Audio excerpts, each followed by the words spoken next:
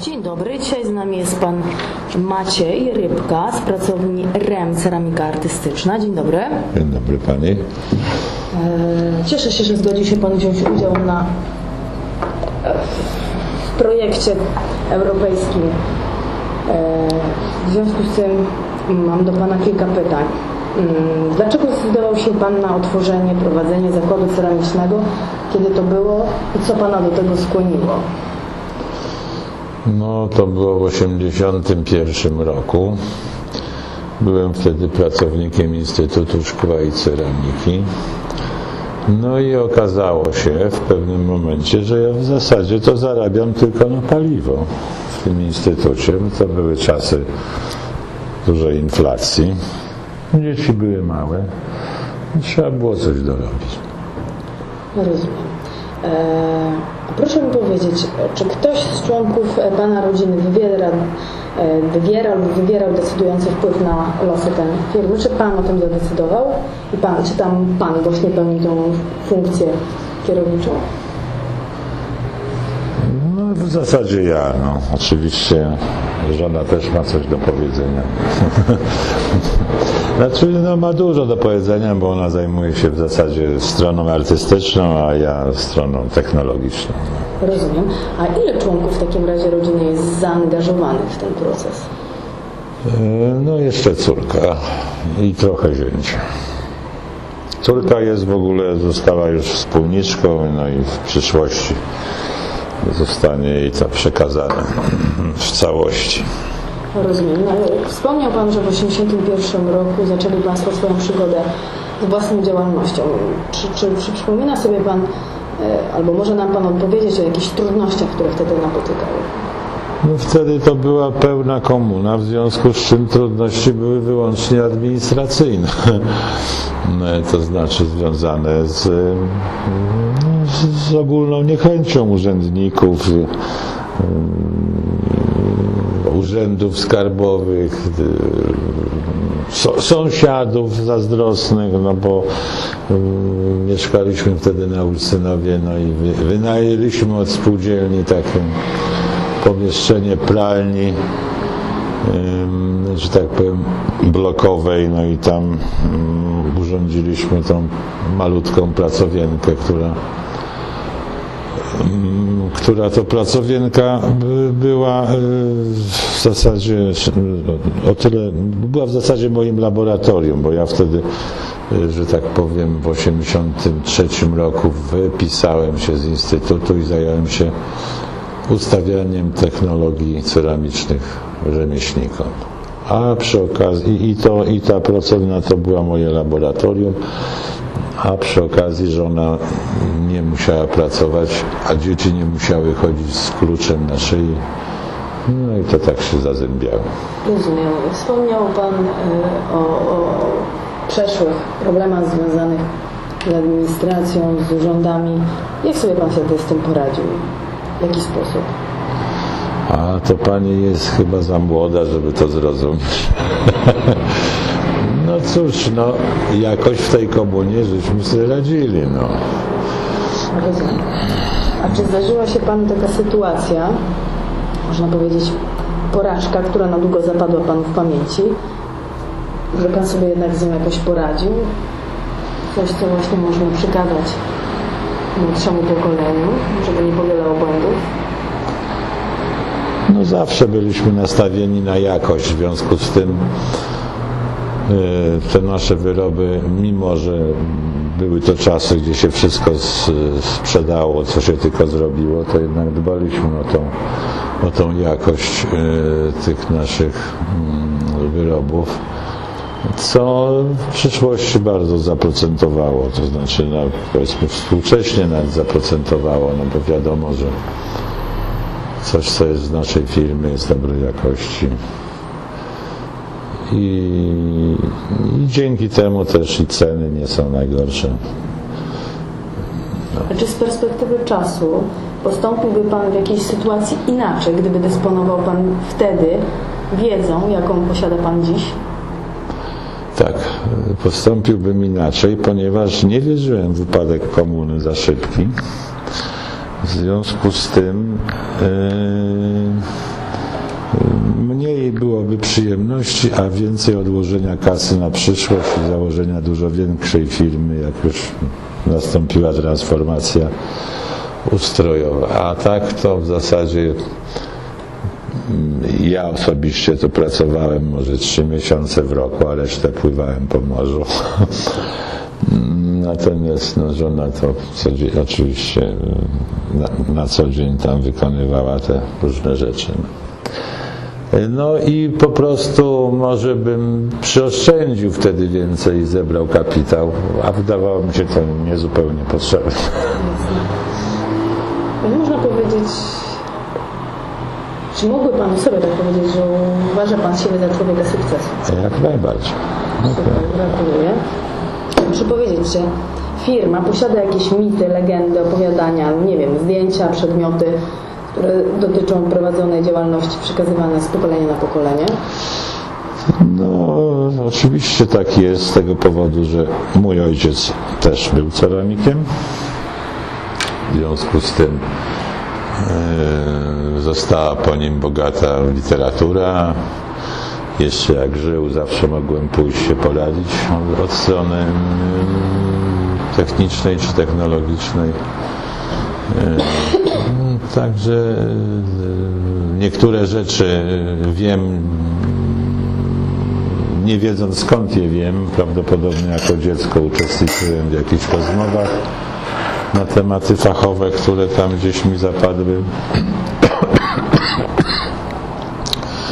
w pamięć nieświadomie. Myślę, że ta tradycja teraz już tej mojej córki, która to powoli przejmuje, to na podobnej zasadzie też będzie działać. Także to jest jakby firma, mimo że firma jest założona jakby dwuosobowa na początek, natomiast, czyli ja i żona, natomiast ten wpływ tego mojego taty, czy nasz z żoną na córkę pod względem fachowym jest na pewno istotny. Jasne. Czy firma rodzinna różni się od innych firm? Czy firma rodzinna różni się od innych firm? No, trochę, jeżeli chodzi o prowadzenie, to trochę się różni, dlatego że pewne rzeczy trzeba negocjować, a jak ktoś prowadzi własną firmę i ma personel, to może po prostu kazać. Rozumiem. Jak Pan siebie postrzega na rynku wśród konkurencji? Nie mam konkurencji w tym, co robię. Rozumiem. Czy firma dba o wizerunek? Prawdę mówiąc dba, ale jakby nie musi. Z czego wynika Pana podejście do tworzenia własnej oferty albo klientów? No to my mamy dosyć specyficzną sytuację, ponieważ od 10 lat współpracujemy z galerią w Zulichu i to jest nasz podstawowy, stały odbiorca, no, który na szczęście jakby cały czas jest chętny na odbiór naszego towaru. Zresztą projekty wzornicze są w dużej mierze, pochodzą ze Szwajcarii. Drugą, że tak powiem, gałęzią naszej działalności jest taka ceramika pamiątkarska, która no, kubki z widoczkami miast, no, dużo sprzedajemy w Kazimierzu, magnesy, tam jakieś gadżety. No i trzecia noga to są warsztaty ceramiczne dla dzieci i młodzieży. I to jest działka mojej córki, która no, to dosyć się dobrze rozwija. No, wynika to też z miejsca, gdzie mieszkamy, bo mamy do tego odpowiednie warunki, gdzie jest i plac zabaw dla dzieci, i czynna pracownia. Także nie jest to jakiś taka działalność, jak to prowadzą plastycy, że tam nie bardzo mają gdzie to wypalić, Te dzieci lepią, malują, my wypalamy, zawozimy do przedszkola czy do szkoły. No i to tak jedna pani, drugiej pani i tak się to rozwija nawet nieźle. Jasne. Czy opracowują Państwo jakieś plany na przyszłość? A jeżeli tak, to kto to robi? Czy w ogóle? Plany na przyszłość są raczej już leżą po stronie następnego pokolenia. No cóż, my będziemy mieli siłę, to będziemy pracować, jak nam się nie będzie już za bardzo mogli pracować, no to już sobie całość przekażemy córce i niech się tam A proszę mi powiedzieć, wyrabia. bo wspomniał Pan o 3 gałęziach, jak gdyby niejako prowadzenia działalności. To chciałabym zapytać, czy takie dobre rozpoznanie klienta, albo właśnie ekspansja, albo zajęcie się, poszerzenie działalności wynika z planowanego działania, czy bardziej jest to przypadek?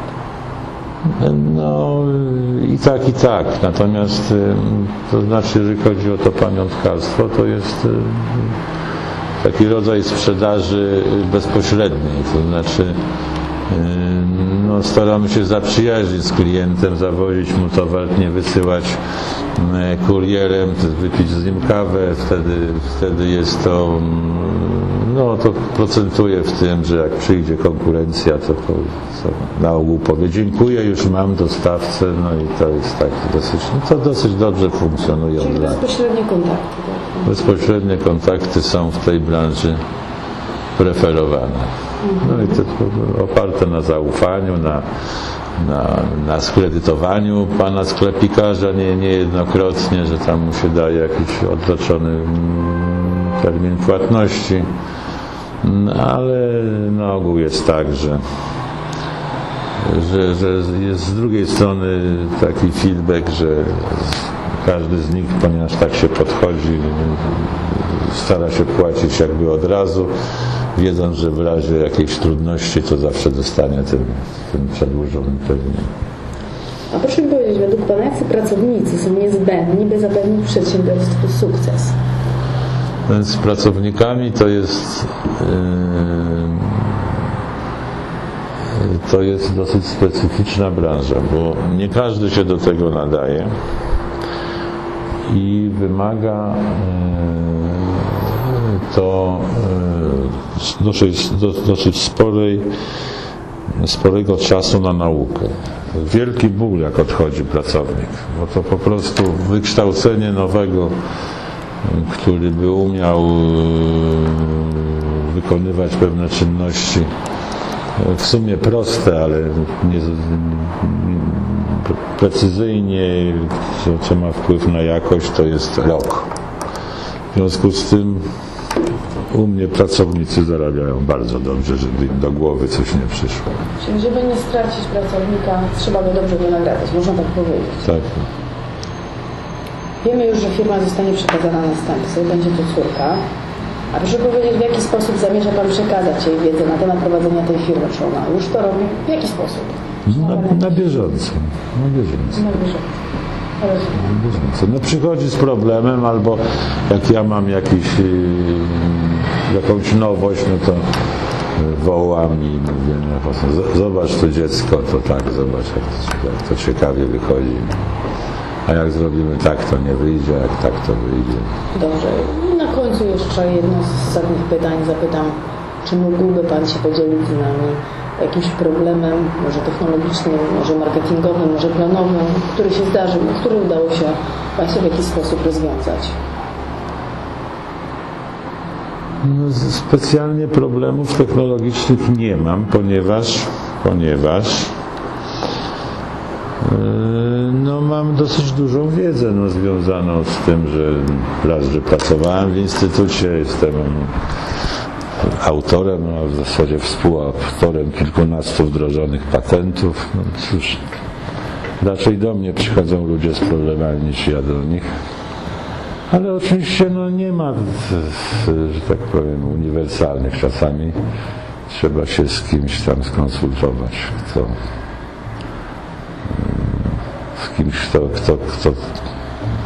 teoretycznie wie lepiej na jakiś temat, ale w zasadzie to nie są jakieś Znaczy nie mam trudności z zapytaniem kogoś, bo ja też zawsze chętnie udzielam